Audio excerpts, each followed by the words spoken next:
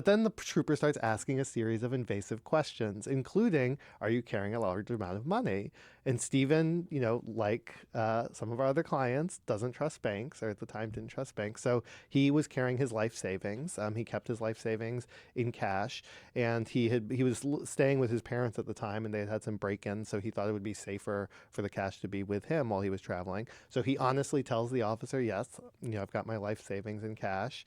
And then the Can I stop you there actually for a second? So, we know that this story ends badly in part because he admits to having this cash, but you can't lie to the police either and say that you don't have any cash. Like, what are you supposed to do if you're traveling with cash, you get pulled over? Like, what happens?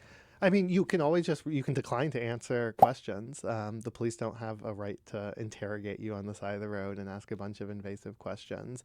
But Stephen didn't think that he had anything to hide. And the officer asked for permission to search his car, and he said, sure. Because again, the only thing he had his life savings, and he had, Christmas presents for his daughters. And he thought, surely this is just, he's going to look, that'll be the end of it, and then I can be on my way.